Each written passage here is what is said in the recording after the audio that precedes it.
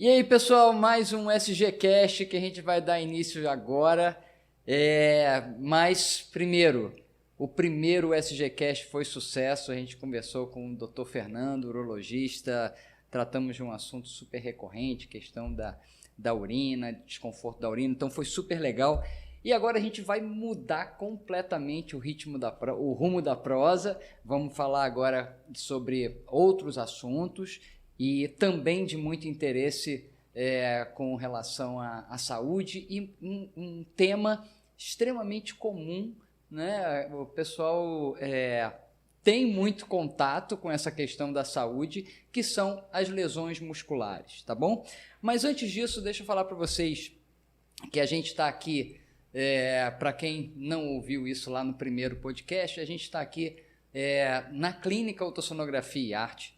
E esse espaço a gente criou pensando exatamente nisso, né? Criar conteúdo, criar esse podcast aqui de uma forma bem descontraída para falar sobre assuntos relacionados à saúde, medicina, enfim, tudo que a gente entende, nós aqui da clínica e os nossos convidados, que a gente entende que vai ter relevância para estimular todo mundo a praticar alguma atividade física, seja atividades moderadas, atividades mais intensas, não importa se é dentro d'água, se é numa pista, se é em cima de uma bike, enfim, com bola ou sem bola, né, carregando peso também. Então, toda modalidade esportiva, toda atividade física tem seu valor e é importante. Então, se você não pratica alguma atividade física, fique atento nisso daí também, e a gente vai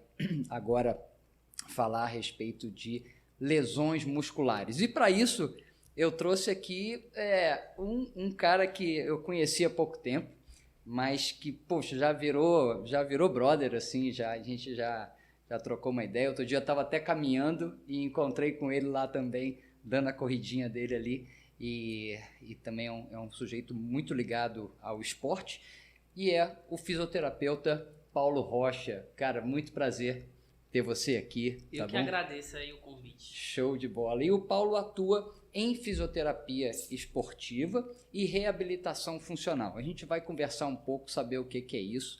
Mas, Paulo, a gente vai falar de muito problema de questões de lesões musculares, que é super frequente em todos os esportes, atividades físicas, enfim. Mas eu e certamente quem não te conhece tem a curiosidade de saber como foi a sua trajetória até chegar nessa modalidade aí de trabalho, né? Nesse seu trabalho atual. Você fala um pouquinho. Trabalhar com a fisioterapia, no caso. Fisioterapia. Entendi. E a relação com o esporte, com os atletas.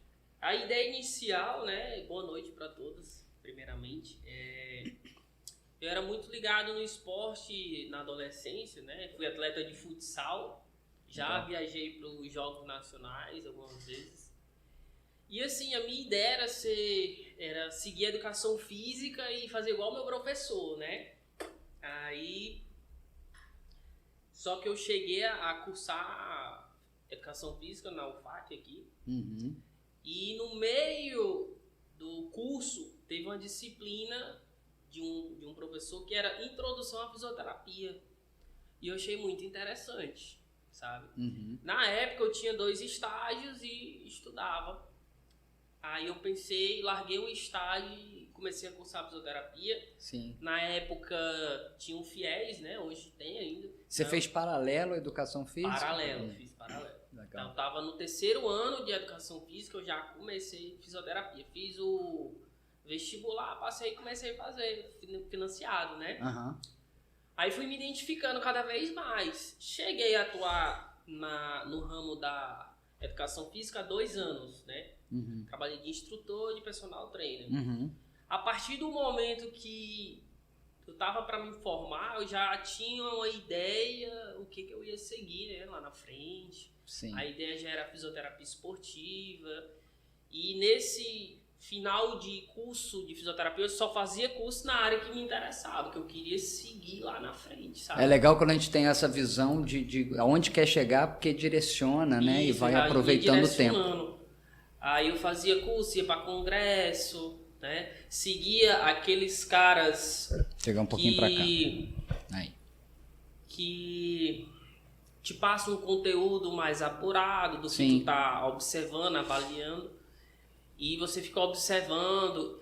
Então a primeira coisa que eu fiz quando formei em fisioterapia, eu pedi demissão do meu emprego de instrutor. E com esse dinheiro eu fui fazer um curso em Fortaleza, até com o André Mello. Ele dá curso sobre reabilitação funcional. Certo. Foi a primeira área que eu mergulhei. Aí fui lá fazer o curso, aprendi muita coisa, voltei com a mente totalmente aberta. E assim, eu não tinha nada resolvido, assim, o que eu ia fazer. Eu só sabia que eu queria trabalhar com fisioterapia. Sim. Não tinha nada certo, nada certo. Aí eu no curso, um ex-professor meu me chamou para trabalhar com ele. Aí mandou umas mensagens e tal, eu cheguei aqui, a gente conversou, ó, eu trabalho assim, vi que você tem um perfil mais ou menos para essa área, tem capacidade. Na área de esporte. Isso, aí ele me chamou, né? Esse cara é o Leandro Brasil, que muitos conhecem, que é fisioterapeuta também. Sim, conheço. Aí comecei a trabalhar com ele. Aí foi indo, trabalhei 2 anos com ele. Aí ele ampliou a clínica, mudou de local, expandiu, né? E foi a partir do momento que eu comecei a caminhar sozinho. Aí fui seguir meu próprio rumo. E foi no início da pandemia, né? Aí a gente ficou meio com receio de sair para atender. Mas a galera começou a me procurar. Aí eu vi, cara, é o seguinte, é melhor eu ir atrás do que eu quero, né? Ir atrás dos seus sonhos. Se eu tiver que morrer por causa desse Covid, eu vou morrer. Eu não tenho como controlar essa situação. Mas eu também tenho que seguir minha carreira, eu tenho que seguir o fluxo. Eu não posso ficar em casa trancado. Focar no que tem controle e vamos ali dentro das possibilidades. A minha carreira solo começou assim, nos atendimentos de domicílio. E fui crescendo. Comecei a lotar a agenda do dia. Aí foi indo até que chegar o momento de ter um espaço, né, que eu já não tinha mais horário. Poxa, Paulo, então tem muito pouco tempo que você... São 2 anos. Foi. Muito pouco tempo que você começou e já alavancou bem a sua carreira, né? Isso. E num período difícil, né? Num período que as pessoas estavam ali... No caos que tudo começou, né? Hoje eu percebo algumas coisas, que às vezes acontece algo ruim para algo de bom lá na frente. Então, às vezes, precisa descer 2, 3 degraus para conseguir avançar mais rápido, né? Sim. Então, chegou um momento que eu não tinha mais horário na agenda, que eu só ia aqui, ia, voltava. Sim. Eu vinha no bosque 2 vezes por dia, de manhã à tarde, quase todo dia. Para poder dar conta dos atendimentos. Aí chegou um momento que eu precisava de um espaço, aí procurei, deu tudo errado nos locais, aí eu resolvi fazer na minha casa lá o consultório. Sim. Aí montei lá, hoje é lá, fica no Universitário, fica um pouco longe, um pouco distante do centro, mas a galera vai lá. Hoje eu tenho um funcionário, um estagiário lá que trabalha junto comigo.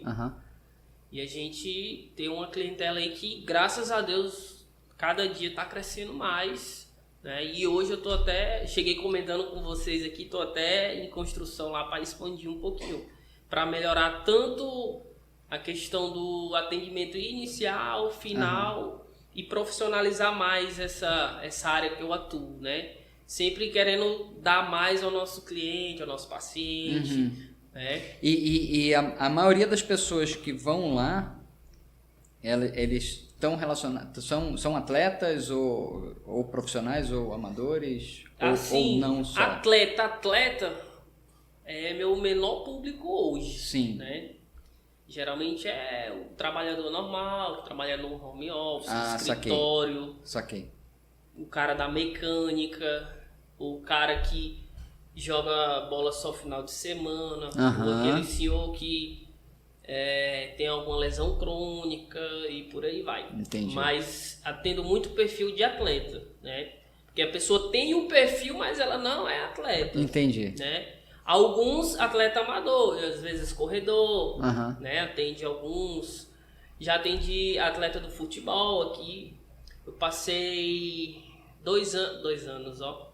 Uma temporada no Galvez, na época que eu trabalhei pro Leandro também. Sim, sim. A gente passou uma temporada. O meu sonho sempre foi trabalhar com esporte. Só que aqui no nosso estado, o esporte não é tão valorizado, ele não é tão disseminado quanto nos outros estados. Aqui Não tem tanto profissional, né? Isso. É mais ali Então, o profissional aqui no futebol, né? Ele ainda é um pouco amador. Isso vem lá da gestão. Né? Começa lá na gestão. Sim, tudo, sim. né? Então, a gente não acaba perdendo o interesse de atuar lá. Sim. Então, o serviço privado para mim foi um meio, uma saída e tá dando certo até hoje, graças a Deus. Maravilha, cara. Pô, legal. E daqui a pouco você então tá se expulsando da própria casa para dar lugar É possível isso. ao profissional, né? É maravilha. possível. Que legal. E assim, a gente combinou da gente tratar sobre um assunto que é bastante comum, né? Sim, muito comum. Que são lesões musculares, né? E como a fisioterapia aborda essa questão, né? Porque tem a questão médica, tem a questão cirúrgica e tem a questão de reabilitação da fisioterapia e abordagens ali de determinadas lesões, Sim. né? E aí eu queria começar justamente com isso, essa questão das lesões musculares, né? Porque existem lesões mínimas e inofensivas que vão ficar ali só na dor e existem lesões extremamente graves, né? Isso. Então, assim, é possível, existe uma classificação de lesão muscular, e aí eu queria que você já abordasse também questão de músculo, tendão, que o pessoal confunde, eu estou fazendo exame aqui, o pessoal chama tendão de nervo, né? É uma confusão louca, mas vamos esclarecer isso agora, para quem não está íntimo com essa questão da anatomia aí. E aí a gente já consegue tratar isso com mais naturalidade lá para frente. Então é isso, diferenciar essa coisa, pouco de músculo e tendão, e essa classificação muscular, como é que você faz isso na prática? Isso. Geralmente as lesões musculares, ela tem a sua classificação, né? Grau 1, 2, 3, 4. Em algumas literaturas só grau 1, 2 e 3. Né? Eu acredito que 4 graus a gente consegue chegar nesse patamar. Eu trabalho muito nesse sentido, né? Então as lesões, ela acontece geralmente por trauma, laceração ou isquemia, né? A gente tem aí mialgia, que é a dor muscular. A gente tem a distensão, o estiramento e a contratura, que são tipos de lesão muscular, né? E quando a gente começa a discutir sobre isso, a gente vai falando sobre outros tipos de lesão e estão comumente ligadas à lesão muscular, né? A gente tem aí a distensão, o estiramento, a contratura, que geralmente fica meio confuso, né? Então, tendão, ligamento, tem a diferença, né? Que nem você falou, que o pessoal confunde com o quê? Com nervo. Com nervo. Tá? Pô, não, esse nervo aqui, tá bom, a gente entende. Então, o tendão, ele vai o quê? Liga o músculo ao osso. Simples assim. É o que segura o músculo no osso, né? Isso, ele Quem liga chega o ali é o músculo tendão. ao osso, né? Aí, quando a gente fala tem músculo, a gente tá falando referindo ao ventre muscular. É o que funciona, é o que contrai, né? Justamente. Então, a diferença entre distensão e estiramento é o que? O estiramento, ele geralmente acontece no ventre muscular, né? A distensão é a parte mais miotendínea, ou seja, saindo do músculo e chegando no tendão. Na transição. É mais próximo ao tendão, por isso que a gente fala distensão. Na posterior da coxa é mais comum a distensão muscular. Acontece estiramento? Acontece. Geralmente os dois músculos bem acometidos ali é o semitendinoso, semimembranoso, né? Até pela anatomia dele ali, geralmente a pessoa sente mais a distensão muscular, que é chegando no tendão, né? E quando acontece o estiramento, ele é bem no ventre muscular. Isso vai depender da magnitude da carga que a pessoa estava fazendo, o tipo de mecanismo de lesão, que vai definir mais ou menos se é estiramento, distensão. E a contratura muscular nada mais é que uma retração do músculo. Ou seja, devido a uma fadiga crônica muscular, ou seja, o músculo trabalha, não tem um tempo adequado de recuperação, né? Aí a gente pode citar, vai comentar, acredito até mais na frente, dependendo das perguntas, sobre sobrecarga, né? E também tem o lance do overuse e o overtraining. O overuse é o excesso do uso, né? E o overtraining é o excesso de carga, excesso de treino. Então, quando você tem uma contratura muscular, geralmente o que acontece? O músculo está muito fadigado. Quando ele fica fadigado, ele fica retraído, né? Então ele fica rígido. Ele muda a tonicidade dele, né? Tem o tônico, o hipertônico e o hipotônico. Ele fica muito hipertônico, ele fica rígido. Nessa rigidez, dependendo da carga que você faz ali, dependendo do exercício, aí ele pode vir a ter um estiramento ou uma distensão muscular. A partir da contratura. Isso. É isso?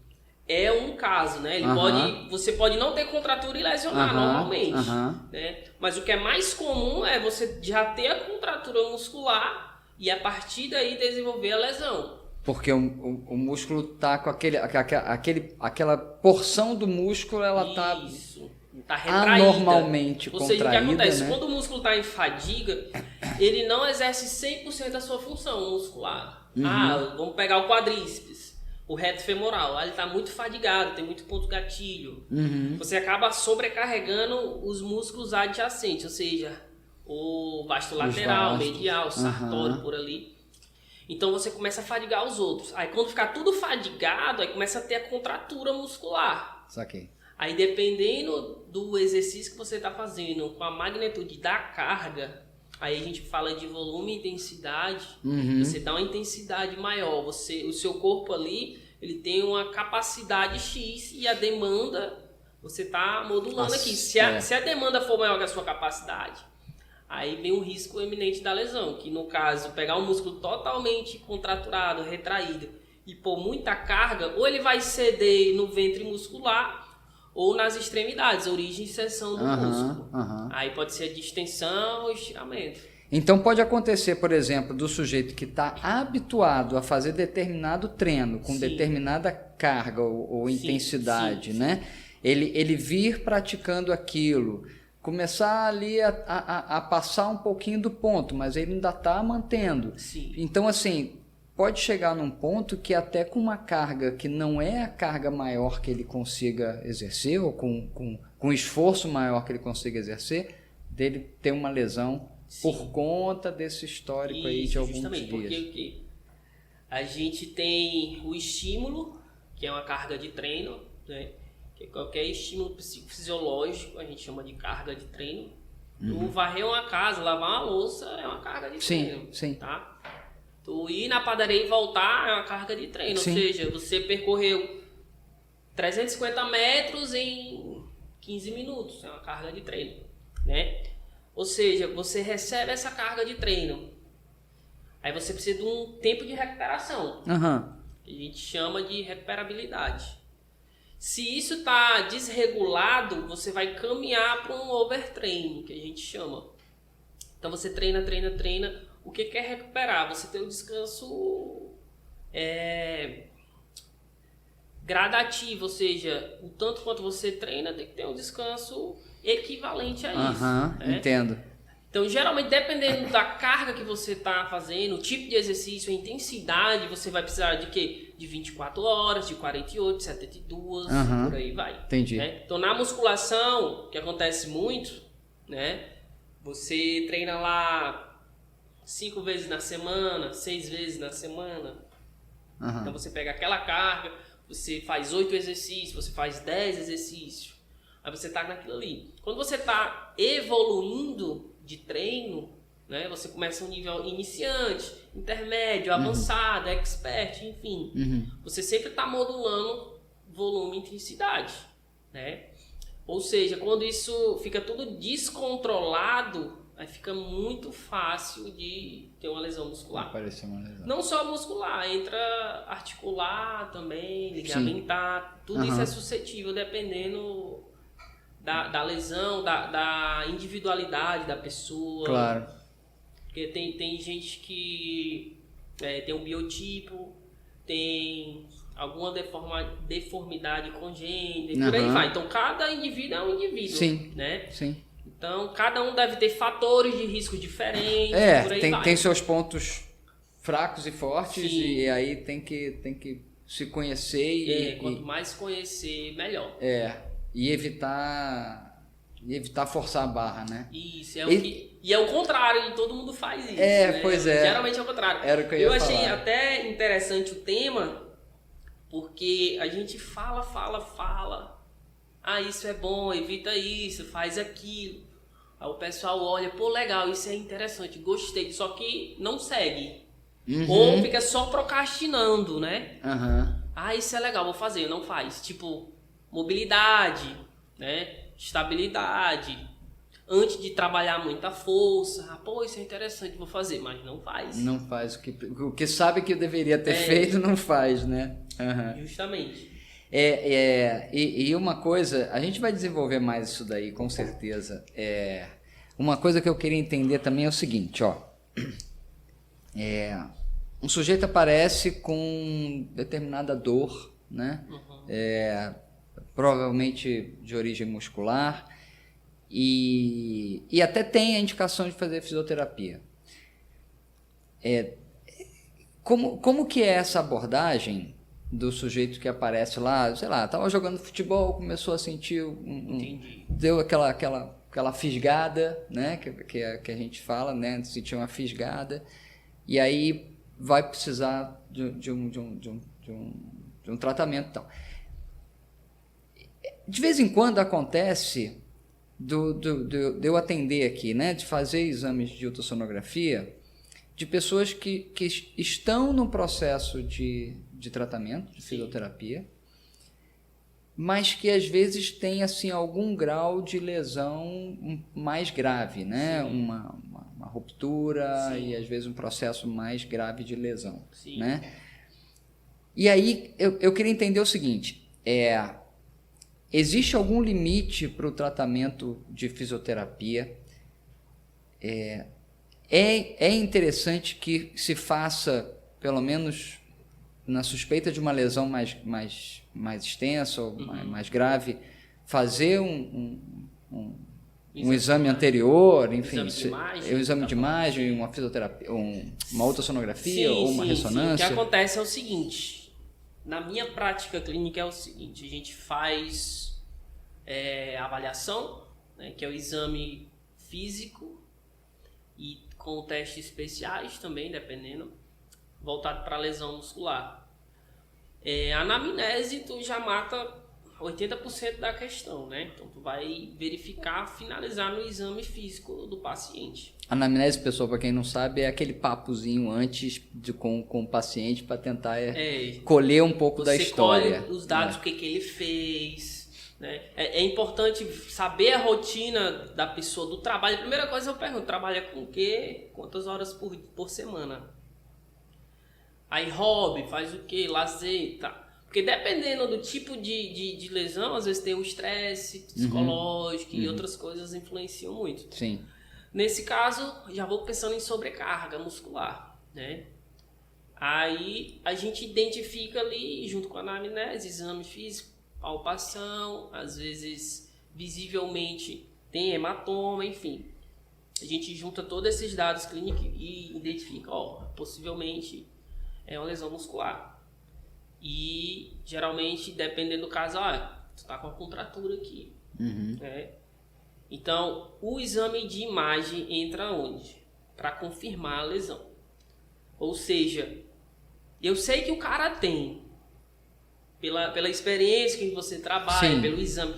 Cara, tu tem uma lesão aqui, mas eu preciso de um ultrassom para confirmar, até para ele mesmo ter um feedback, para entender que muitas vezes você chega nos lugares, você tem a sensação, esse cara quer me enrolar. ou ele quer ter meu dinheiro, ou isso. Sei. Ou eu vou fazer X sessões a mais, né? Uhum. Então, até como um feedback e um dado para ele ter que realmente constou, ó, você realmente tem uma lesão aqui, né? O exame, ele vai entregar isso. Uhum. O exame de imagem hoje padrão ouro é a ressonância magnética, né? Para lesão muscular, ligamentar. Porém, eu gosto muito do ultrassom, porque ele me traz uns dados, né, que eu consigo correlacionar com a minha clínica e ele confirma para mim, entendeu? Uhum. Então, eu gosto do ultrassom principalmente para lesão muscular, para ver que, ó, tem edema na região, tem edema subcutâneo, tem intramuscular. Então a gente consegue passar um feedback maior pro paciente. Sim. Né? Ó, fiz o exame físico, deu isso. O teu exame de ultrassom confirma a minha lesão, então a gente vai tratar assim, sabe? Né? É muito comum. E o ideal é que a gente faça um inicial e um final. Só que esse final quase ninguém faz porque já não sinto dor, já faço minhas atividades, já tô jogando bola, o cara não quer saber mais de nada. Entendeu? Ele deixa pra lá. Então, nesse sentido, né, eu acho muito interessante e válido o exame de ultrassom, que ele passa um feedback grandioso. Não é padrão ouro, mas você juntando, correlacionando todos esses dados, você consegue fechar um diagnóstico legal. A vantagem do ultrassom é a questão, primeiro a praticidade do exame, né? Também. O custo também, lógico. Justamente. E a questão, tecnicamente falando, a questão da dinâmica, né? Você consegue fazer um movimento para ver ali como é que está a contração, enfim. Tem um bocado de vantagem nesse sentido, né? Comparar o lado contralateral. Comparar o contralateral. É interessante. Então passa um feedback grande em questão de lesão. Eu até recentemente ouvindo um curso, o colega falando exatamente isso. Falei, cara, vocês têm um livro de anatomia na hora que está fazendo o exame, que é o outro lado que está normal. Então, sempre faça para você perceber algumas alterações ali. É bem legal esse toque. E uma curiosidade do exame de ultrassonografia músculo-esquelética, que é o termo que a gente usa para esse grupo de exames, né, na ultrassonografia, é que a pessoa chega falando, não, tô com dor no ombro. Aí beleza, aí você faz, onde é que é a dor, né? Porque é um bom indicador, né? Quando você me mostra com o seu dedo, me aponta para mim, isso. Tá, beleza, a dor é aqui, beleza, aí você faz ultrassom. Falei assim, olha, não está aparecendo lesão, mas isso não significa que não tenha nada. Porque o ultrassom, os exames têm seus... mas é porque é aqui também. Aí você, tá bom. Aí eu faço aqui. Mas é aqui vai também. Nossa, aí essa dor não para de andar, né? Isso é muito comum também. E fazer a pergunta, mas e essa dor que eu sinto e tal? Enfim, então, tem essa questão também para deixar claro. Todo exame tem suas limitações. Justamente. A ultrassonografia tem, a ressonância tem, etc. Então, a gente vai trilhando uma investigação. Pegando esse gancho, às vezes a pessoa tem uma dor muscular, faz uma ressonância, dá normal, não tem nenhum achado. E justamente a pessoa tem uma dor muscular que ela não sabe de onde vem, como foi. E às vezes é só ponto gatilho. Entendo. Entendeu? Já tive casos assim de a pessoa ter uma contratura muscular no grande dorsal, fez ressonância e não deu nada. Foi pegar um negócio, mudou de lugar e sentiu. Ou seja, a ressonância olha lá, não vê lesão, não vê. Mas ele teve um espasmo tão forte que o músculo ele dá uma inflamada. Fica dolorido. Fica sensível, né? Então isso já aconteceu aí nesses 2 anos umas 4 vezes, já tive cliente assim. Inclusive um rapaz jogador de um ex-cliente meu, o filho dele, aconteceu isso com ele, não sei se foi aqui ou se foi na Ucrânia. Na Ucrânia não, na Croácia. Ele joga bola na Croácia. Ele tava com uma lesão nas costas. Aí ficava trocando mensagem comigo, eu falei, mano, tem que fazer tal coisa assim. Aí ele voltou aqui, aí comecei a tratar ele, aí vi, enfim, fui avaliando. Aí foi melhorando assim, só que ele com sintoma ainda, com sintoma. E eu já ficando preocupado. Eu, caraca, será que é outra coisa? Aí eu falei, mano, tu teve uma contratura muscular aí nesse músculo. Ele sentindo dor na região da lombar, né? Fez até raio-x, aí vou fazer uma ressonância. Cara, não precisa, calma. Ele fez aí, na 8ª sessão, ele já não sentia dor, conseguia fazer alguns movimentos. Aí fechando a 10ª, ele foi jogar, treinar normal, conseguiu estabilizar. Ou seja, lá os caras não conseguiram identificar e tratar, né? Eu já suspeitava mais ou menos o que era. Então, dependendo do indivíduo, o tanto que vai ficando crônica a lesão, cada um vai responder diferente. Tem paciente que vai demorar ali uns 30 dias para ficar bem. Tem paciente que vai demorar 20, 15, 10. Vai depender da extensão da lesão e do teu organismo, né? Fisiologicamente falando. E eu até me preocupei porque ele é novo, é atleta, sempre, né?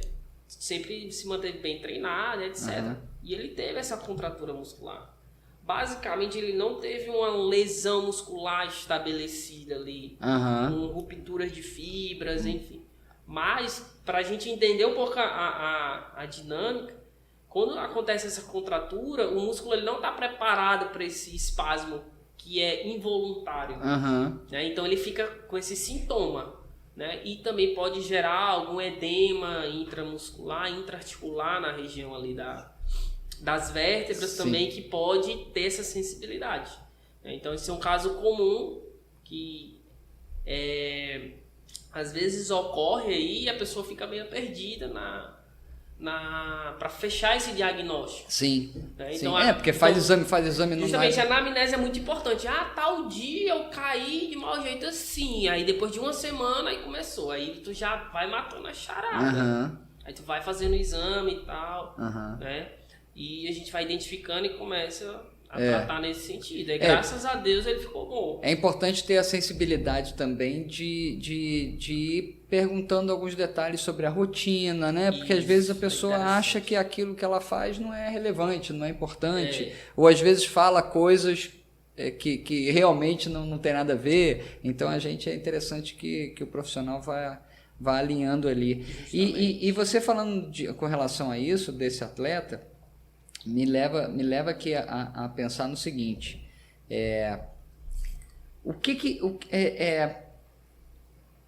eu não sei se as duas coisas andam paralelas, né? Porque veja bem, um atleta ele é muito bem condicionado, mas ele é levado ao extremo dentro do esporte dele, certo?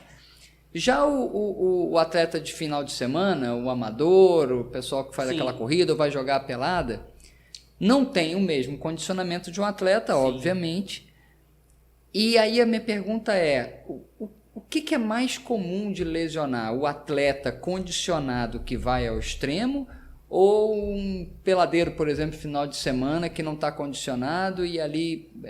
o que é mais frequente de acontecer? O que é mais frequente, né? O que é mais provável acontecer é o peladeiro no final de semana. Mas as duas situações têm potencial grande de ter lesão. Por quê? Aí vem a questão da capacidade de demanda que a gente leva pro atleta amador, né? Porque ele gosta, ele fez aqui, aí vai ter outra pelada depois de amanhã, o cara já cai de novo. Já vai de novo. Então o cara teve um desgaste grande, depois passou nem 30 horas de repouso, ele já quer ter o mesmo desempenho que teve antes de ontem, então não dá. Então aí ele está sendo exposto, né, a um risco, né? A um risco muito grande. Já o atleta profissional, ele é exposto demais, né? Ou seja, ele tem muita chance. O que acontece na fisioterapia esportiva hoje, o que é mais estudado, assim, desde 2015 para cá, principalmente com a ênfase muito grande ali em 2018, 2019, é você estudar a carga de treino. Né? Então, no clube profissional, você tem aquele GPS, que o jogador bota aqui, vai treinar, e deu não sei quantos passos, correu X quilômetros, o nível de batimento foi esse, todos esses dados. Aí você faz o controle pela proteína CK, para ver a questão de desgaste muscular, tudo isso Sim. é controlado. Aham. Mas também, quem não tem tecnologia, dá de monitorar tudo isso, né? Então, a principal função do fisioterapeuta no esporte é controlar a carga de treino, ou seja, não expor tanto o atleta, porque Aham. tem treino, tem jogo, né? E aí tem treino de academia, tem treino tático, técnico, Aham. tem o treino de preparação física, então é muita carga. Então tem que saber controlar, fazer testes especiais para você tentar identificar alguma disfunção. Ou seja, uma disfunção é aquilo que não está ocorrendo como deveria ocorrer na tua articulação, no teu músculo. Sim. Identifica essas disfunções, corrige, aí o atleta vai estar com menos exposição à lesão, menos risco de lesão. Ou seja, tem todo um controle de carga semanal que o atleta está sendo exposto. E isso hoje é muito monitorado. Ou seja, você tem um plantel de 22 jogadores lá no futebol. Você está monitorando as cargas, você vai ver 3. Aí vai identificar as posições. Ah, esse é lateral, esse é goleiro. Às vezes tem um treino específico para o goleiro. Geralmente você treina um pouco de pliometria. Que a incidência de lesão no goleiro é uma, no jogador de campo de linha é outra. Total. Então você faz um treino preventivo com o goleiro assim, um treino com os laterais assim, e por aí vai. Então você entender essa demanda que ele é exposto é essencial. Para você justamente prevenir e não expor tanto a cargas. E cada atividade esportiva tem a sua demanda específica. Seu alvo ali, né, de problema, sim, né? Eu imagino que o jogador de vôlei, o ombro deva ser um problema, né? Então, muito. Então. Tem a questão do joelho também, por causa da estabilidade, aterrissagem. Pois é, às na vezes hora de tornozelo, saltos, né? Então joelho, ombro, tornozelo é muito comum. E por aí vai.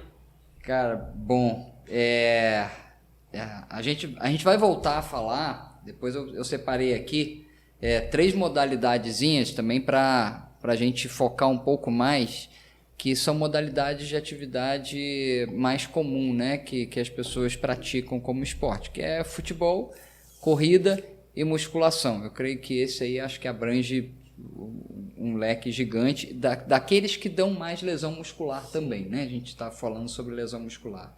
E eu imagino, pelo menos aqui, quando venho aqui, aquele cara que gosta de jogar futebol no final de semana ou na quarta-feira à noite, enfim, aí se machuca, realmente tem uma lesão.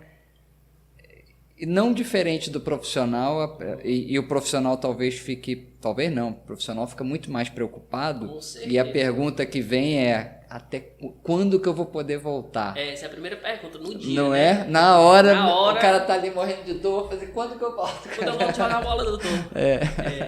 Então, como é que é feito essa avaliação? Assim, aí vai depender do grau da lesão, né? Então vamos lá, grau 1, que é uma ruptura ali até 20% das fibras, né, do local. Geralmente em 4 semanas a gente consegue reabilitar, tá? Porque quando você tem uma lesão muscular, a partir do 3º dia que vai começar todo esse processo de reparo tecidual, né? E ele vai estabilizar na 2ª semana. Estabilizar não significa que está curado. Ele vai estabilizar, o sintoma vai melhorar, ele vai andar, legal, beleza. Como é pouca fibra muscular, né, então o tempo é menor também, porque você precisa, para tratar lesão muscular, a gente não tem um protocolo específico, né? Não é uma receita de bolo, faz isso, não.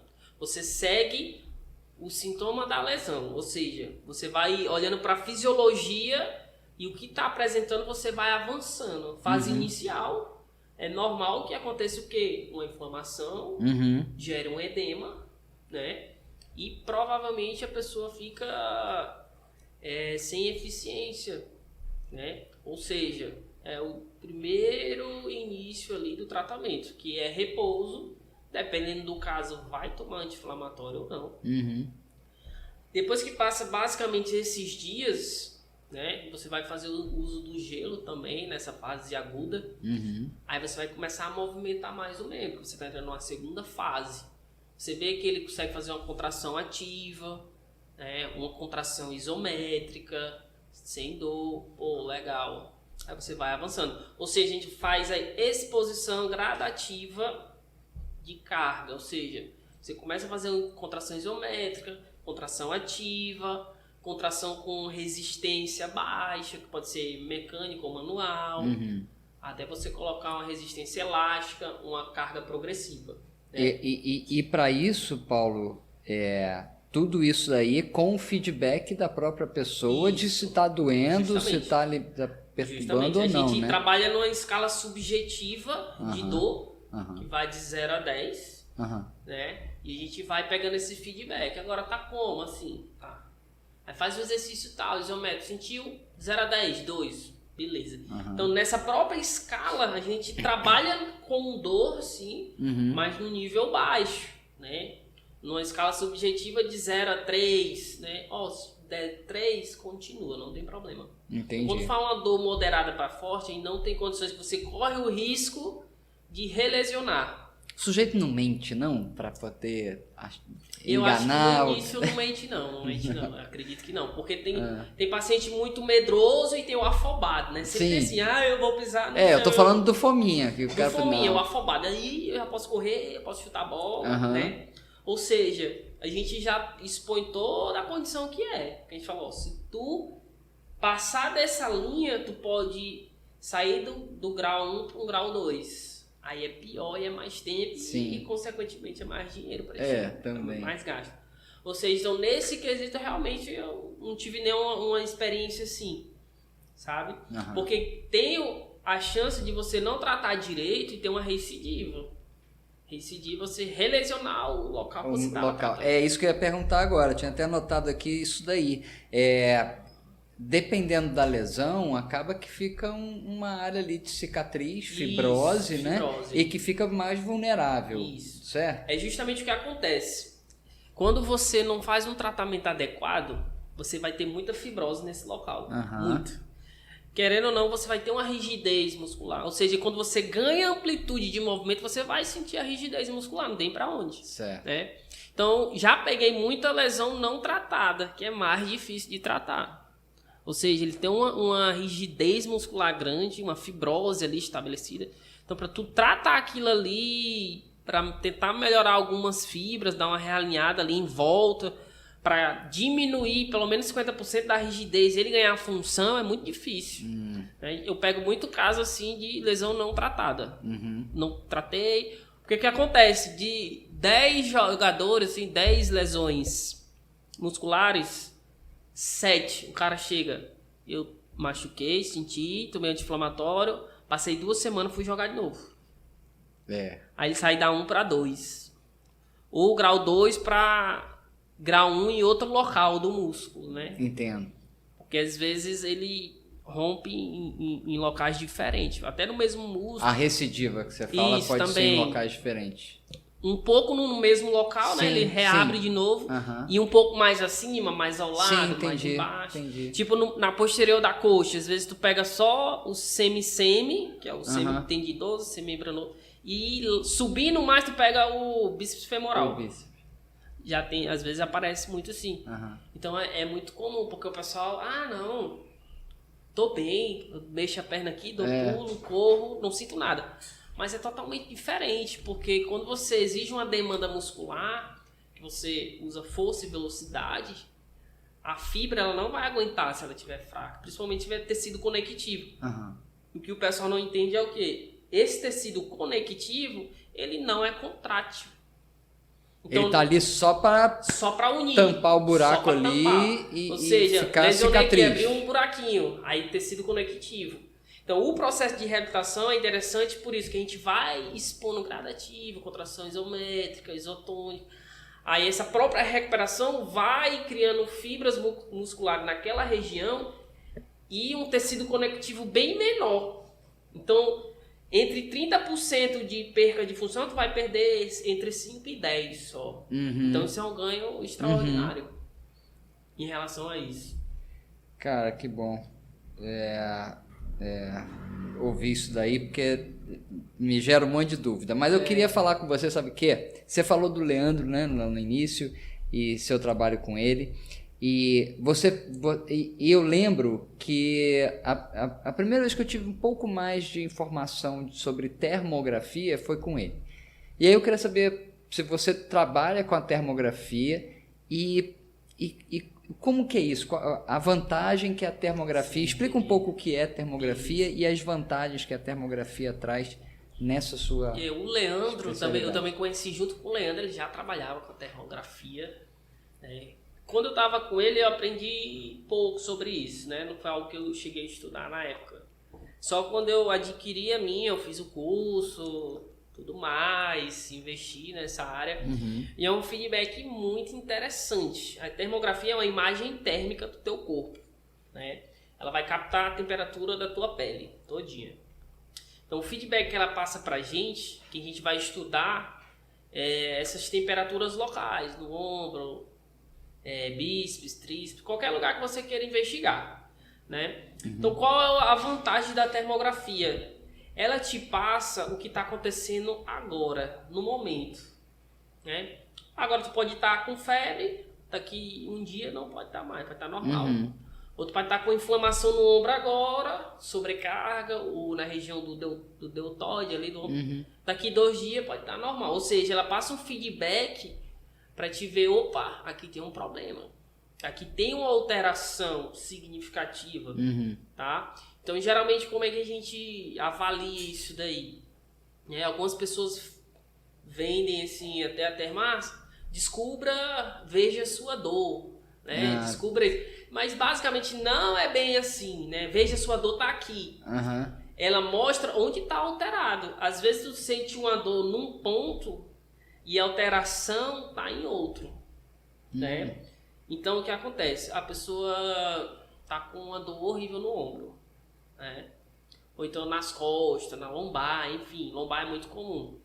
Aí tu faz o exame da termografia, tem todo um protocolo para você fazer a imagem, né? A pessoa chega, tem que climatizar a sala ambiente, a temperatura tem que estar ok, uhum. ela tem que termalizar pelo menos 15 minutos, de 15 a 20, aí você vai fazer o exame.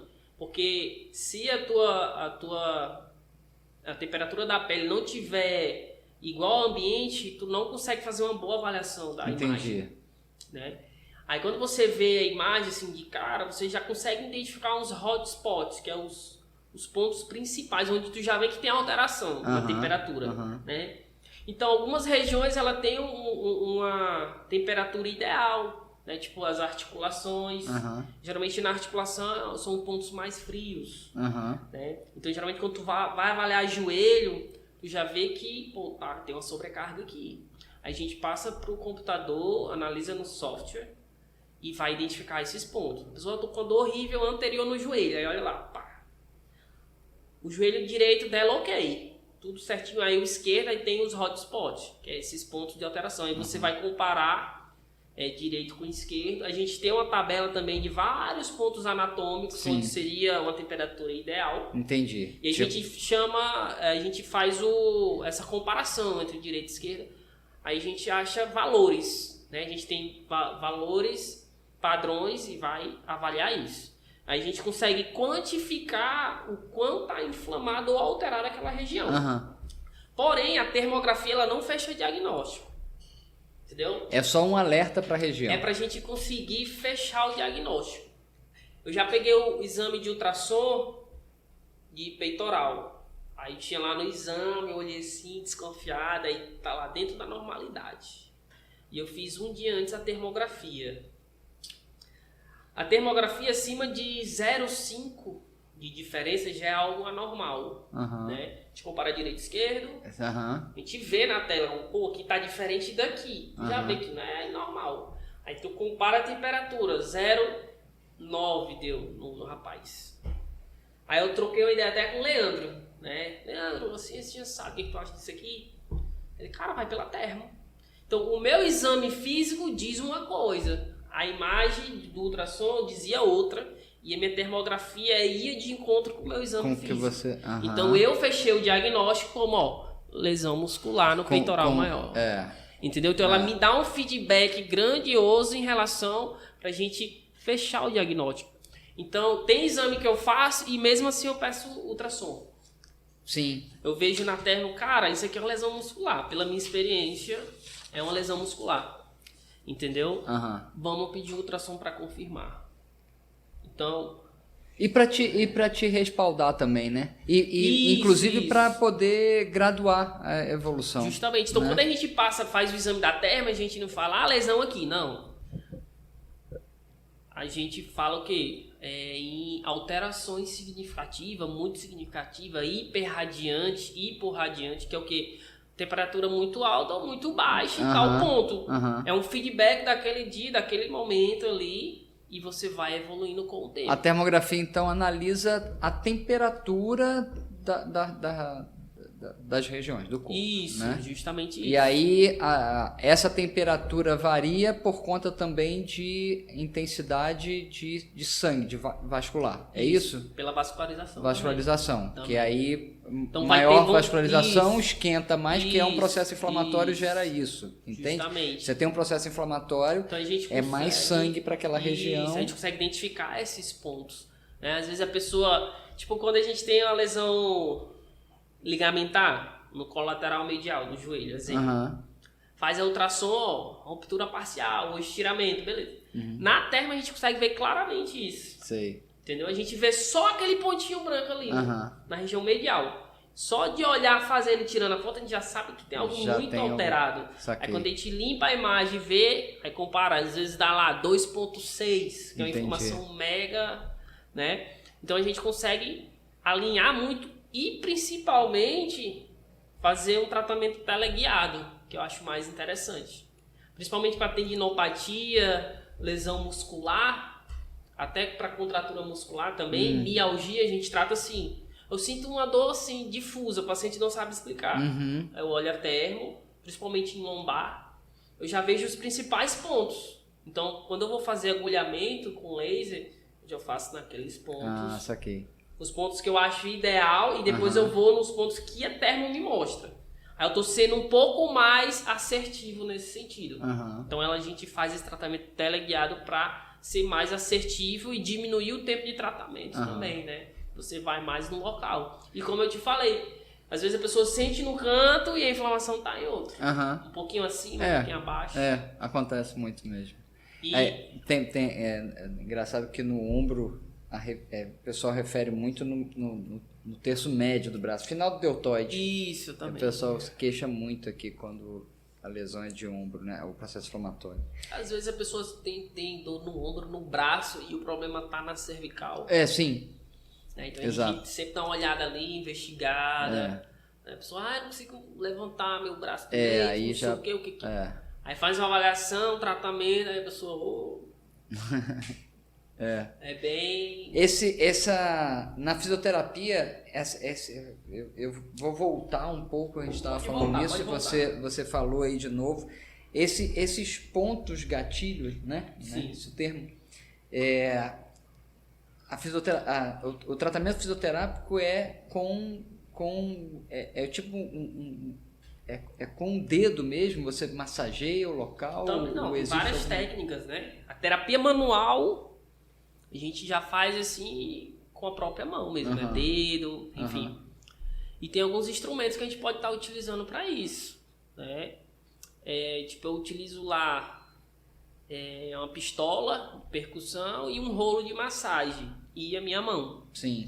Às vezes tem uns instrumentos de ferro também que a gente utiliza, mas isso vai de profissional para profissional. Você se sente mais confortável vai depender tratar. da técnica. Para uma região X a gente usa, sim, né? Sim. Eu particularmente gosto de usar mais a mão. Entendi. Né? É mais trabalhoso, mas é mais resultado, porque na palpação você sente como isso que eu ia falar, e como a tá sensibilidade do lugar. Essa massagem profunda. Então eu acho um feedback melhor. Utilizo instrumento de percussão, sim, para justamente a gente quebrar essa tensão superficial primeiro. Ele já dá uma relaxada superficial. Então, quando tu for fazer um pouco mais profunda a fricção, a pessoa já não sente tanto. Já não é tão desconfortável. Isso. Né? Aí a gente utiliza também o dry legging também para ajudar nesse sentido. Porque tem região do trapézio que tá muito, muito, muito tenso. e a sensibilidade do paciente está alta. Uhum. Aí tu quer liberar e ele não tá deixando, né? Aí faz uns pontos de agulha, dá uma quebrada também na tensão, aí tu volta a fazer e já tá melhor. Entendi. Aí tu consegue também trabalhar melhor, né? Porque tem paciente muito sensível que tu não pode fazer do jeito que tu tava planejando ali, porque tá muito sensível. Então é aos poucos. Aí, cara, eu vou te fazer uma pergunta, porque assim, o que eu mais vejo, quando tem uma pessoa que tá sentindo a dor e uma outra pessoa que não é um profissional, do fisioterapeuta, enfim, é alguém que decide vasculhar, nossa, tá muito duro aqui, deixa que eu faço. Entendi. Isso, existe algum risco da pessoa que não tem esse treinamento, essa habilidade de acabar piorando a lesão? Tem o risco, né? Porque às vezes a gente precisa avaliar um pouco a situação. Porque tem lugar que não é interessante você fazer a massagem, né? Tem que saber identificar isso. Porque em alguns casos você faz, aí piora. Já ouvi alguns casos assim, né? Que a pessoa, senti isso, aí fez a massagem, fiquei pior, bati no PS. Então tem que saber avaliar bem a situação, porque não é um momento ideal ali, né? Tinha que passar. Aconteceu uma série de transformações ali, fisiologicamente falando, para tentar iniciar. Então tem indicação que é ali no momento, é um pouco mais na frente. Até na próprio tratamento da lesão muscular, tem uma parte que a gente tem que liberar. Mas não é na inicial. Entendi. Então a gente tem que esperar. Porque a gente vê que tem uma contratura ali, tá rígido, tu pega em volta, porque ainda tem edema, então tem que esperar todo um processo para tu começar de fato a mexer do jeito que é o certo. Entendi. Até porque na lesão vai gerar edema, vai gerar esse inchaço. E esse inchaço nada mais é para uma defesa do teu corpo, para tu não mexer o membro. Então, enquanto tem esse edema muito alto, o reparo tecidual ele não chegou ainda, não vai chegar enquanto tiver muito edema. Então é justamente para deixar parado. Show. Tem uma questão que eu lembrei também, que eu vejo com uma certa... escuto falar com uma certa frequência. A última vez que eu ouvi foi até de um professor na UFAC que foi buscar alguma coisa no carro e travou. Sim. Né? Vai fazer aquele movimento de Baixou, abaixar, foi pegar subir, alguma coisa, entendi. trava que o cara não consegue sair daquele lugar, tem que chamar alguém para carregar na posição, né? Porque isso é uma contratura? Costuma ser uma... Muito provável. Né? Provável, porque ele chegou no limite. E geralmente é uma coisa bem simples e besta que acontece, né? Então, chega um momento que o teu corpo não está acostumado com aquele tipo de movimento, ou cansou demais, que não falei antes. E pode ser um movimento mais simples, de baixar e subir, você vai sentir a contratura, porque o músculo chegou no limite final. Já estava sob fadiga ali por um processo que ele... Pode ser por estresse, né, que vai somando esses dias, aí chega no momento assim, a caneta aí deu um mau jeito. Saquei. Pode ser, e também pode ser algo mais súbito, tipo, tu pegou uma carga muito elevada, que tu não está acostumado, vamos pegar essa mesa e mudar daqui para cá. Pá, aí deu ali, travou. porque realmente a demanda é muito alta para o que o indivíduo aguenta. Aí pode ser nesses dois sentidos. Comigo já aconteceu nesse estresse crônico, né? Às vezes quando tu não treina, tu passa, sei lá, 2 meses paradão e fica numa intensidade de trabalho. Foi de juntar um papel no chão, sentir uma fisgada nas costas. Entendi. E de tanto atender isso, eu já sabia o que era, né? Aí eu fui pra maca para ser liberado lá pelo Gleves. Aí já aconteceu comigo, entendeu? Então é rotineiro, assim, pelo menos uma vez no mês aparece alguém assim. Né? Pelo menos então uma vez é no frequente mesmo. Cara, vamos falar daquelas 3 modalidades aí mais frequentes que a galera pratica. Bora. E aí eu vou puxar a sardinha pro meu lado, porque como sou eu que faço o podcast mesmo, então eu vou me favorecer aqui. Vamos começar com a musculação. Fechou. Né? Então, assim, mas aí a gente vai abranger o pessoal que não está muito íntimo, né? Todo mundo sabe, quando você vai fazer um treino, passou 24 horas, às vezes um pouquinho menos, um pouquinho mais, fica tudo dolorido, Sim, né? sim. é uma dor muscular. Sim. E o que é essa dor muscular? Por que o sujeito, na verdade, o que ele vai buscar na musculação? Que ele vai buscar hipertrofia. Sim. Né? O músculo fica maior. Força, desempenho. Mas isso gera lesão muscular. A atividade... Na verdade, o que acontece? Não é que leva uma lesão. Todo treino que você faz, você vai ter micro lesões no músculo. Isso é normal. Sim. Tem que acontecer. Você tem que chegar a uma fadiga aguda, que é normal. Tá? Mas você precisa recuperar da fadiga e ter a continuidade do treino. Beleza. Isso acontece porque a gente está falando da dor muscular tardia. Você está condicionado a vários tipos de exercício. Quando você vai pegar uma determinada carga, o seu corpo não é acostumado e nem adaptado para aquele tipo de exercício, aquela carga. Aí vai gerar adaptações fisiológicas, ou seja, vai vir a dor muscular tardia, né? Que vai perdurar aí, ou ela vem em 24 horas ou em 48 horas. É mais comum 2 dias depois o exercício, você sentir aquele dolorido e tal. Mas é tranquilo, o corpo ele se adapta muito fácil ao exercício, muito fácil. Ou seja, você começou um treino, né, adaptativo. Aí treinou um grupo muscular, membro inferior, perna, beleza. Treinou aqui. Tem gente que está muito sensível, com 48 horas já está sentindo. Quem tem uma certa resistênciazinha básica, com 2 dias vai sentir, beleza.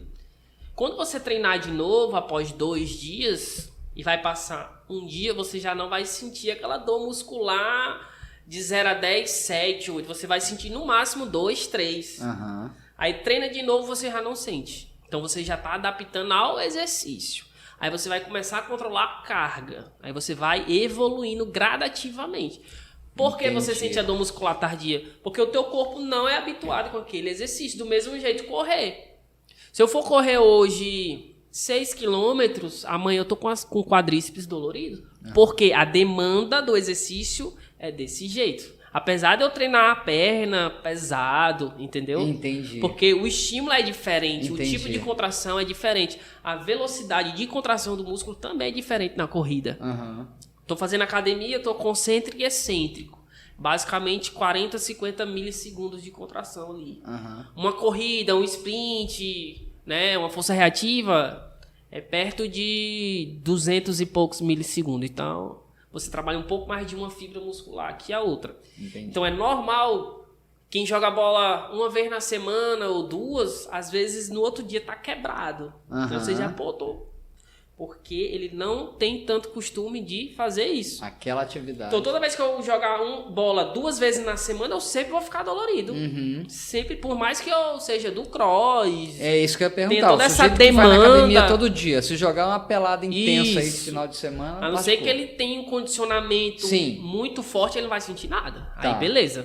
Tá? Mas a dor muscular tardia vai vir nesse aspecto, nesse sentido. Porque a tua demanda... é um pouquinho maior que a tua capacidade. E a adaptação é isso. Você começar a academia é isso. Pá, eu vou colocar um treino bem leve, que é pra tu entender, teu corpo aprender ele. Né? Ter esse feedback, né? Pra evoluir com a menor dor muscular tardia possível. Né? Quando o aluno chega, vou começar hoje. Aí treinou, no outro dia tá morto de quebrado, a culpa é do profissional que atendeu ele. Porque não era para ele estar morto de quebrado. Não era para ter essa intensidade de dor muscular tardia. Então a adaptação tem que ser levada muito a sério nesse aspecto.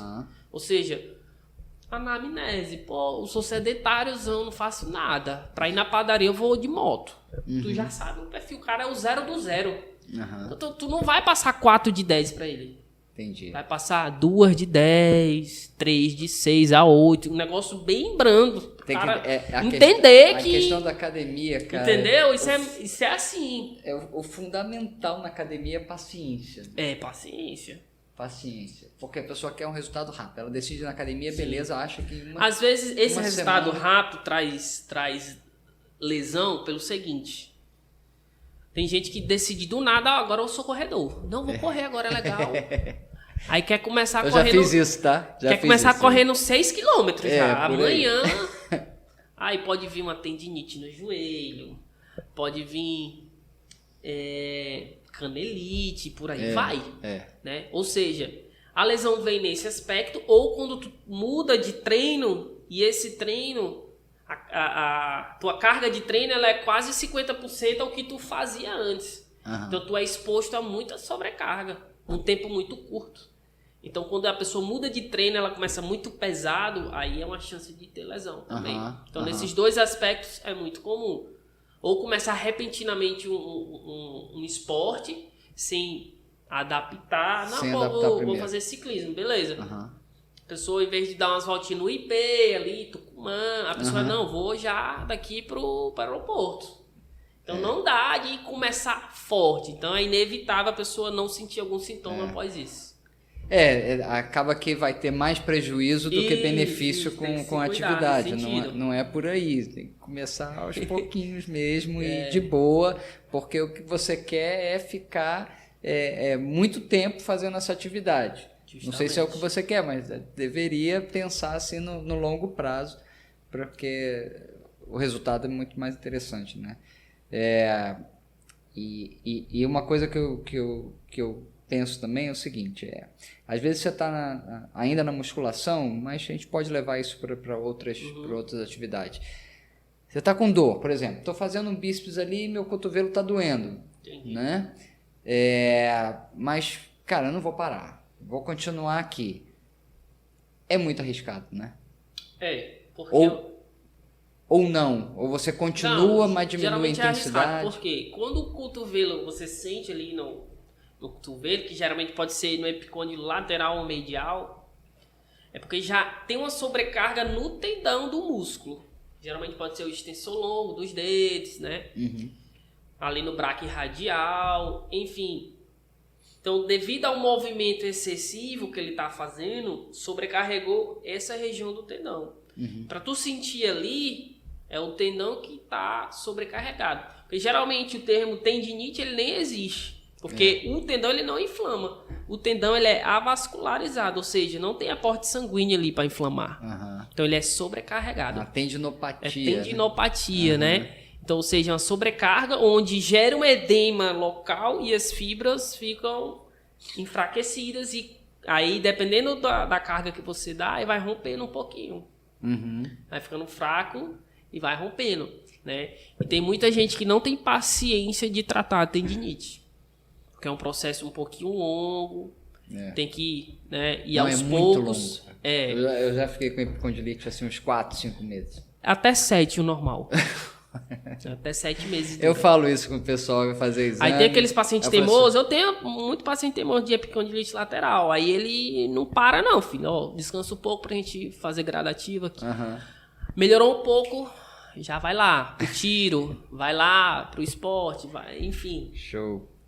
Cara, vamos encerrar. Bom, já respondeu minhas perguntas. Não, brincadeira. Vamos pro próximo. Brincadeira. A questão da corrida, a gente tocou na questão da corrida. Sim. Eu, quando falei que eu já fiz isso, foi assim, eu vou correr 5 km todo dia, tô disposto, beleza. Primeiro dia eu fui, segundo dia eu fui, acordei o terceiro dia com dor no joelho. Falei assim, meu irmão... Algo de certo não está errado. Meu irmão, parei. Não parei porque eu não conseguia correr, não. Eu não parei por medo de piorar. Entendi. Porque assim, eu sempre fui muito corredor de esteira. Entendi. E na rua...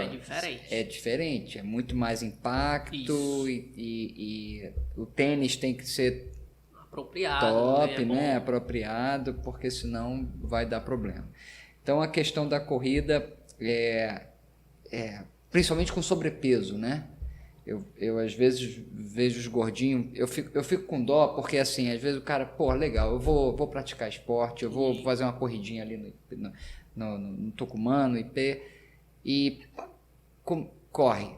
Cara, vai então, estragar, né? Nesse sentido aí, é uma discussão bem abrangente. Por quê? Teoricamente você vê um gordinho, não pode correr, porque vai sobrecarregar. Vai, mas também não é assim. O essencial, na minha opinião, é você fazer exposição gradativa de carga. Você vai expor o teu cliente, paciente, gradativa aos exercícios. Então vai chegar um momento que ele não vai ter fator de risco que vai influenciar para ele ter uma lesão na corrida. O que eu quero dizer com isso? Ele tem uma mobilidade boa, ele tem uma estabilidade de joelho bom, mobilidade de quadril, tornozelo. Primeira coisa que você vai observar. E depois a força muscular. Ele tem que ter função muscular. Porque isso tudo organizado, ele diminui muito o fator de risco. O único fator de risco que ele vai ter é o sobrepeso. Mas a gente não trabalha com sobrecarga, né? Então, a gente vai começar a dar de fazer uma prescrição para paciente obeso, dá, mas tudo é um processo. Cada paciente vai evoluir num nível e numa magnitude diferente. Então, como o paciente é sobrepeso, beleza. Então, vou fazer uma corrida mínima, uma corrida combinada, né? Start leg, dá para você fazer várias adaptações e fazer com que ele corra. Mas tudo é monitorado, ou seja, geralmente para você queimar caloria, queimar gordura, você tem que trabalhar entre 50% da tua frequência cardíaca. Então a intensidade leve, baixa, de baixa para moderada. Não precisa aloprar de ficar sem ar. Não, tem gente que, vou veloz. Não é assim. Se você correr muito rápido, você vai ter uma resistência cardiopulmonar. É outro E ele vai trabalho, pensar, né? Queimei horrores. Ele só vai ter uma resistência forte. Mas queimar, ele não vai queimar tanto. Entendi. Entendeu? Isso no estudo aí, quem é personal, trabalha com corrida, entende bem isso, que é o tal de zona de treino-alvo. Né? A gente trabalha os 50%, 70%, 80%. E para treino de força ou dentro de uma periodização de treino, a gente trabalha não só a frequência cardíaca, mas as PRs, que a gente chama a tua...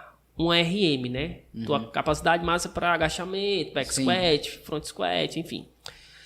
Então, dá de treinar, dá de prescrever? Dá. Mas tem todo esse aspecto que eu falei. Agora, a pessoa ir na cega, correr, realmente ela está se expondo demais à lesão e quase 90% dela tem uma lesão. Porque ela não sabe se tem força muscular, claro que ela não vai ter uma resistência ideal. Às vezes uma limitação de mobilidade pode prejudicar outra articulação mais embaixo, pode prejudicar uma lesão muscular. E geralmente a gente pensa assim em lesão articular, né? Por sobrecarga, sobrepeso. É comum, sim. Pode dar uma tendinopatia, tendão patelar, enfim. Tem toda essa série de riscos.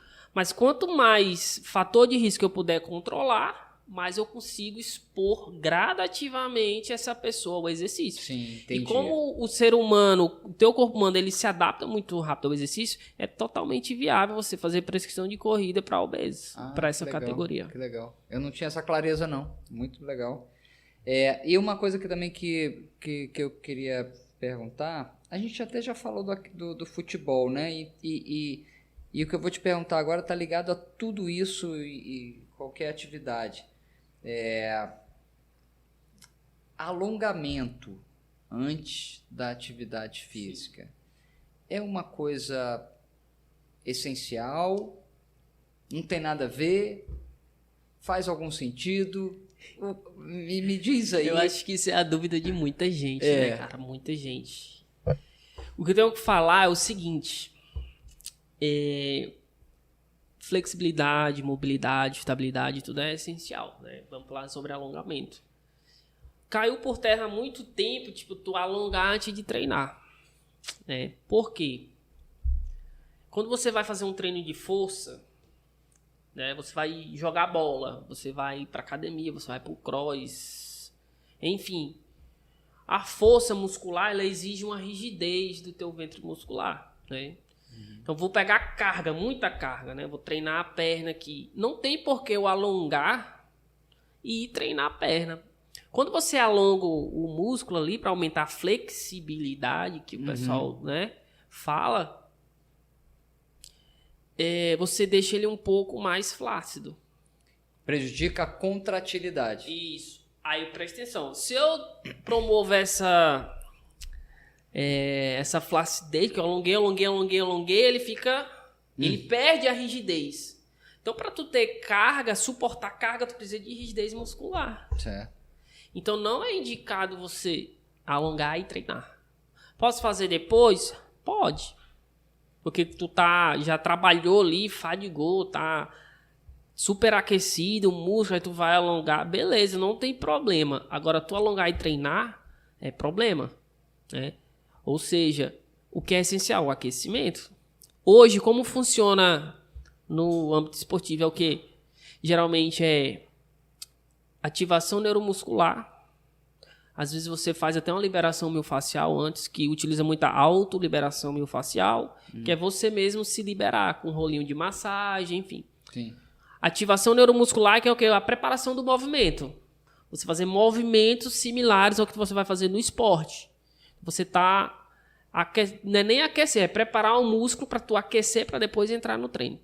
Então, ativação neuromuscular. Aí depois é aquecimento, que é algo específico de cada esporte. Eu vou treinar a perna hoje, eu vou aquecer como? Faz agachamento livre. Faz agachamentozinho sem peso. Agachamento com a barra.